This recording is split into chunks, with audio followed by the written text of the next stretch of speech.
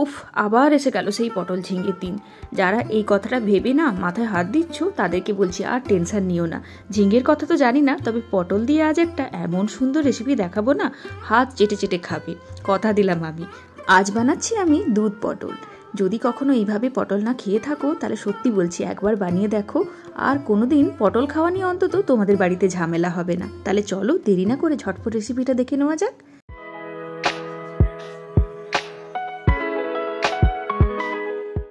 জানি না পটল খেতে কেন লোকে অপছন্দ করে, পটল কিন্তু আমার খুব পছন্দের একটা সবজি। তো যাই হোক, আমি এখানে 4টে পটল নিয়েছি, একা খাওয়ার জন্য 4টে পটলই যথেষ্ট।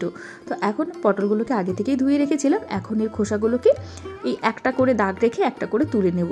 এটা তোমরা পিলার দিয়েও করতে পারো, আমি পিলারটা খুঁজে পাচ্ছি না তাই ছুরি দিয়ে করলাম। আর চাইলে তোমরা পুরো খোসাটাও তুলে দিতে পারো, তবে ব্যাপারটা কি বলো তো, পুরো খোসা তুলে যখন পটল রান্না করা হবে না, পটলটা একদম নেতিয়ে পড়ে। আর এখন কি করব, এই তোমার খোসা ওঠানো পটলগুলোর দুটো দিকেই এরকম প্লাস চিহ্নের মতো ছুরি দিয়ে একটা কেটে দেবো। এতে কি হবে, মশলাগুলো সব পটলের ভেতরে চলে যাবে আর পটলটা খেতেও খুব ভালো লাগবে, তাড়াতাড়ি রান্নাও হয়ে যাবে। এখন পটলের উপরে নুন দিয়ে দেবো পরিমাণ মতো, আর দিয়ে দেবো সামান্য একটু হলুদ। এই যে হলুদ আমি দিলাম, রান্নাতে কিন্তু আর হলুদ লাগবে না। এখন পটলগুলোতে নুন হলুদ মাখিয়ে এটা মিনিট 5-এর কাছাকাছি রেখে দেবো। ততক্ষণে মশলা যা কিছু লাগবে রেডি করে নেব। তো একটা বাটির মধ্যে আমি সামান্য পোস্ত ভিজিয়ে রেখেছিলাম, তোমরা পোস্ত নিতে পারো বা পোস্তর সঙ্গে কাজু বাদাম বা চারমগজও মিশিয়ে নিতে পারো। নিয়ে এটাকে নুন দিয়ে স্মুথ পেস্ট বানিয়ে নেব। আর অন্যদিকে কি করব, একটা বাটির মধ্যে সামান্য জলের মধ্যে 1 চামচের কাছাকাছি জিরে পাউডার, ধনে পাউডার আর একটুখানি লঙ্কার পাউডার নিলাম। আর সব কিছুকে জলে গুলিয়ে ভালো করে মিশিয়ে নেব। হলদি পাউডার কিন্তু রান্নাতে আর লাগবে না, শুরুতে যেটা পটলের সঙ্গে মিশিয়ে নিয়েছি ওটাই। এখন কড়াইয়ের মধ্যে সর্ষের তেল দিয়ে দিলাম, তোমরা এটা সাদা তেল বা ঘি দিয়েও রান্না করতে পারো। তেল গরম হলে একটা তেজপাতা নিয়েছি, একটা গোটা শুকনো লঙ্কা নিয়েছি আর খানিকটা গরম মশলা মানে গোটা গরম মশলা নিয়েছি, সেটা তেলের মধ্যে ফোড়ন দিয়ে দেবো একটুখানি গোটা জিরে, আর তার সঙ্গে হিং দিয়ে দিলাম। যেহেতু নিরামিষ রান্না করছি তাই হিং দিয়েছি, থাকলে দিও, না থাকলে নাও দিতে পারো। তো এখন এই ফোড়ন থেকে খুব সুন্দর গন্ধ বেরোলে তোমার নুন হলুদ মাখিয়ে রাখা যে পটলগুলো আছে ওইগুলোকে এর মধ্যে দিয়ে দেবো। এখন একদম লো টু মিডিয়াম ফ্লেমে পটলগুলোকে ভেজে নেব। গ্যাসের ফ্লেমটা কিন্তু বেশি করো না, তাতে কি হবে, পটলের বাইরেটা ভাজা হয়ে যেতে পারে, ভেতর থেকে কাঁচা থেকে যেতে পারে। তো পটলটাকে না মাঝে মাঝে নাড়িয়ে চাড়িয়ে দেখো, যাতে করে পটলের মানে সব দিক থেকে সমানভাবে ভাজা হয়। আর পটলটাকে এতটা সুন্দর করে তোমাদের ভেজে নিতে হবে যাতে করে রান্নার মধ্যে খুব বেশি ফোটানোর বা সেদ্ধ করার দরকার না হয়। তো এখন পটলটা সুন্দর করে ভাজা হয়ে গেলে ওই যে শুকনো মশলাগুলো গুলিয়ে রাখলাম ওটাকে এর মধ্যে দিয়ে দেবো। আর এই মশলাগুলোকে এখন পটলের সঙ্গে খুব ভালো করে কষিয়ে নেব ঢাকা চাপা দিয়ে। আমি কিন্তু রান্নার মধ্যে কোনো আলু দিচ্ছি না, তোমরা যদি নিতান্তই আলু লাভার হও তাহলে আলুও দিতে পারো, খেতে কিন্তু মন্দ লাগবে না।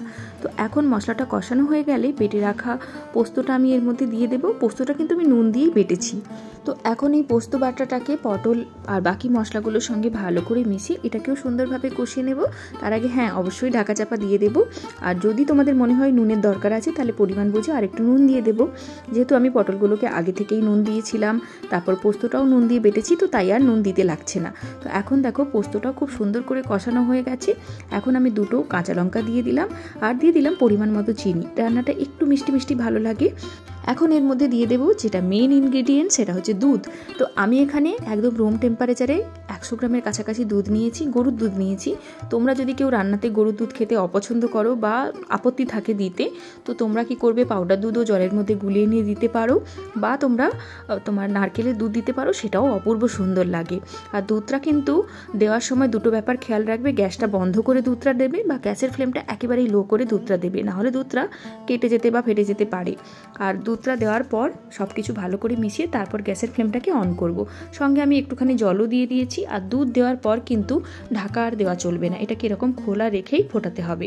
তো ভালো করে ফুটে গেলে নুন চিনি তো আগেই আমি দেখে নিয়েছি, ওপর থেকে একটুখানি গরম মশলা দিয়ে দেবো আর দিয়ে দেবো সামান্য একটু ঘি। ব্যাস, দিলেই কিন্তু রান্নাটা রেডি। কয়েক মিনিটের জন্য স্ট্যান্ডিং টাইমে রেখে দেবো, আর দিলেই দেখো এত সুন্দর আমাদের দুধ পটল রেডি। শুধু কয়েকটা ব্যাপার খেয়াল রেখো, যেমন হচ্ছে দুধটাকে রুম টেম্পারেচারে দুধ নেবে, ফ্রিজের ঠান্ডা দুধ নিও না। তার সঙ্গে দুধটা দেওয়ার সময় গ্যাসের ফ্লেমটা বন্ধ করে দিও বা একেবারেই স্লোতে রেখো। আর যেটা ব্যাপার, দুধটা দেওয়ার পর ঢাকা চাপা দিও না কিন্তু, তাহলে দুধ কেটে ছানা হয়ে যাবে। ব্যাস, এই কয়েকটা ব্যাপার খেয়াল রাখলে কিন্তু এত সুন্দর দুধ পটল খুব সহজেই রেডি হয়ে যাবে। ভীষণ সহজ একটা রান্না আর খুব তাড়াতাড়ি হয়ে যায়, ভাত হওয়ার আগেই কিন্তু এই রান্নাটা রেডি হয়ে যাবে। সব থেকে বড় কথা, রান্নাটা এতটা টেস্টি না, যারা পটল খেতে একেবারেই পছন্দ করে না বিশ্বাস করো তারাও চেয়ে খাবে। তাহলে বন্ধুরা, এই ছিল আজকে ছোট্ট একটা রেসিপি। আশা করি রান্নাটা তোমাদের ভালো লাগলো। তো কমেন্ট করে জানাতে আমাকে ভুলো না কিন্তু কেমন লাগলো আজকের এই রান্নাটা। তাহলে চলো নতুন ভিডিও নিয়ে খুব তাড়াতাড়ি দেখা হয়ে যাবে। সবাই খুব ভালো থেকো, আর হ্যাঁ রান্নাটা কিন্তু অবশ্যই বাড়িতে ট্রাই করো। তাহলে চলো টাটা, আজকের মতো সবাই খুব ভালো থেকো।